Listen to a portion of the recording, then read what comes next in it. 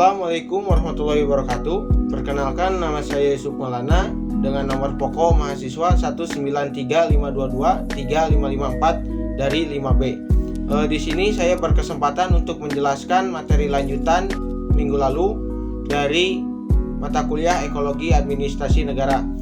Di sini pertama saya akan menjelaskan yaitu menjelaskan tentang upaya pengembangan etika lingkungan. Di dalam upaya pengembangan etika lingkungan ini ada 5 poin. Yang pertama adalah penguatan misi untuk mempertahankan keseimbangan ekosistem, di mana upaya ini tidak serta-merta hanya dalam penyuluhan untuk menumbuhkan kesadaran di masyarakat. Namun pada tahap awalnya perlu ada landasan yang kuat, dalam upaya menjaga lingkungan dengan kekuatan yang memaksa dalam pelaksanaannya. Kedua, ada penetapan sikap untuk memperhatikan lingkungan.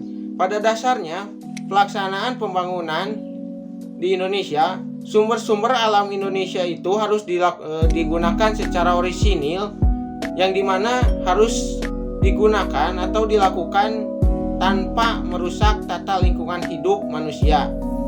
Dilaksanakan dengan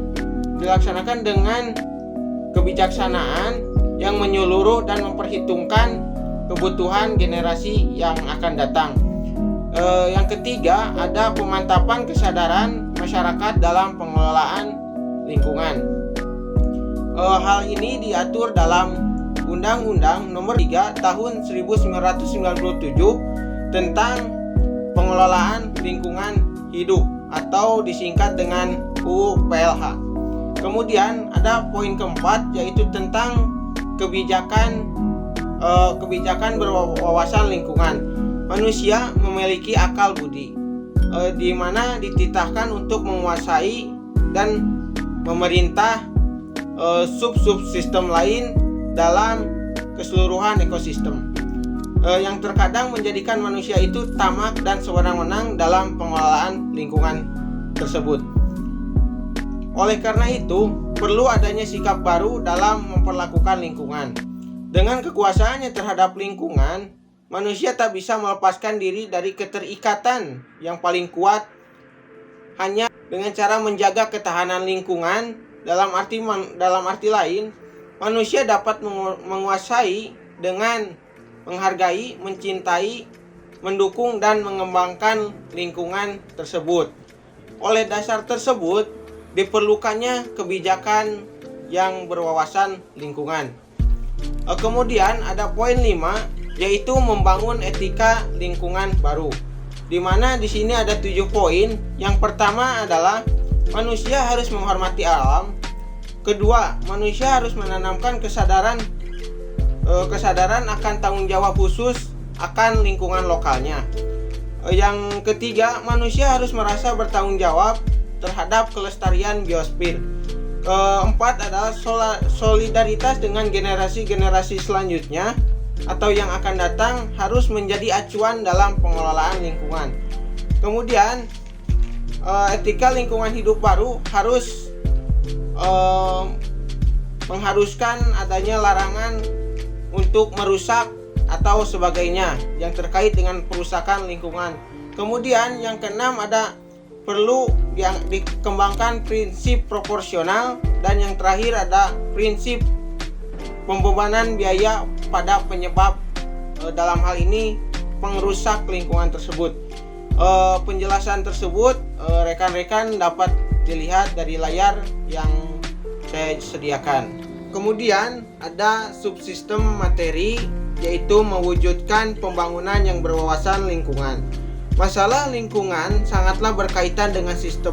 Rusaknya sistem tersebut akan merusak hidup manusia. Kerusakan lingkungan yang terjadi secara global ini merupakan tanggung jawab kita bersama. Ada beberapa pendekatan yang dapat dilakukan untuk mewujudkan pembangunan yang berwawasan lingkungan ini. Yang pertama ada pendekatan fisiologis. Dalam perspektif pembangunan yang berwawasan lingkungan, manusia dianggap sebagai subjek dan objek pembangunan. Atau dengan kata lain, pembangunan dilakukan oleh manusia dan untuk manusia. Kenapa fisiologis dapat berperan? Dalam hal ini, psikologis lingkungan sebagai suatu proses untuk membangun manusia yang sadar dan peduli terhadap lingkungannya untuk membentuk pola perilaku yang terinspirasi dan berwawasan lingkungan. Merupakan salah satu dasar penetapan tujuan umum dalam fisiologis lingkungan. Kemudian ada beberapa metode yang dapat dilakukan, yaitu yang pertama membangun kesadaran, kedua transfer pengetahuan, ketiga pengembangan sikap, keempat pemberian keterampilan, kelima partisipasi dan observasi, keenam adalah evaluasi dan refleksi. Rekan-rekan dapat melihat penjelasan poin-poin tersebut di layar. Kemudian pola pendekatan kedua yang dapat dilakukan dalam mewujudkan pembangunan yang berwawasan lingkungan, yaitu pola pendekatan ekologis. Dalam pola pendekatan ekologis ini ada dua sikap, yaitu sikap teknokratis dan sikap dikotomis. Di mana sikap teknokratis ini adalah yang pada intinya merampas dan mengambil dan membuang alam dan mengambil semua yang diperlukan dalam kehidupan manusia. Dan sikap dikotomis merupakan melihat dan menempatkan lingkungan terpisah dari kehidupan manusia, sudut pandang kepentingan. Sikap ini akan memunculkan perilaku tidak peduli terhadap lingkungan, bahwa lingkungan adalah tempat dan sumber daya. Sikap dikotomis ini dapat diketahui dari hubungan manusia dan lingkungan. Ada beberapa pokok hubungan manusia. Yang pertama adalah cara manusia melihat lingkungan yang mempunyai dasar kepentingan. Kedua, cara memanfaatkan lingkungan. Yang ketiga, cara mengelola lingkungan. Dan keempat adalah cara menyelamatkan lingkungan. Rekan-rekan dapat melihat penjelasannya. Kemudian ada yang terakhir adalah pola pendekatan fisiologis, yang merupakan pola pendekatan yang dapat dilakukan dalam mewujudkan pembangunan yang berwawasan lingkungan. Dalam pola pendekatan psikologis ini ada dua hal. Psikologis lingkungan mendasari perilaku subjek pembangunan yang berwawasan lingkungan. Secara implisit, psikologis lingkungan sebagai disiplin ilmu memiliki 3 fungsi. Rekan-rekan dapat melihatnya di. Kemudian, pendekatan psikologis yang kedua yaitu psikologis lingkungan berperan dalam kebijakan pembangunan nasional yang berwawasan lingkungan. Dalam hal ini ada 3 fungsi, yaitu fungsi inspiratif, fungsi daya operatif, dan fungsi evaluasi. Di sini saya akan menjelaskan poin-poin utamanya, di mana fungsi inspiratif ini adalah psikologis lingkungan digunakan sebagai dasar petunjuk, pemahaman, dan analisis kritis dalam menentukan pembangunan yang berwawasan lingkungan. Dalam fungsi inspiratif ini ada beberapa prinsip yang harus menjadi acuan. Rekan-rekan dapat melihatnya. Kemudian fungsi daya operatif ini, psikologis lingkungan ini berperan untuk mengobservasi, meneliti, menguji kebenaran, dan mengamati sejauh mana pelaksanaan kebijakan pembangunan yang berdampak pada pola perilaku dan gejala yang muncul akibat pelaksanaan kebijakan. Selanjutnya yaitu fungsi evaluatif.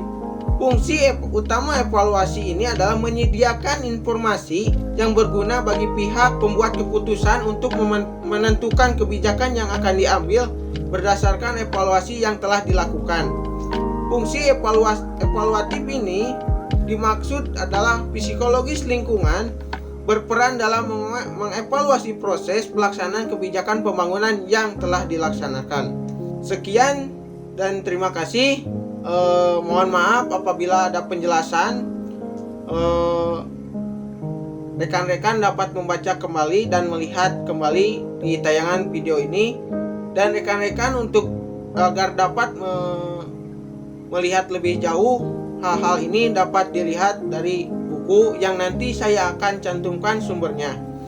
Mohon maaf apabila ada kesalahan-kesalahan kata atau sikap. Mohon dimaklum karena saya pun masih belajar.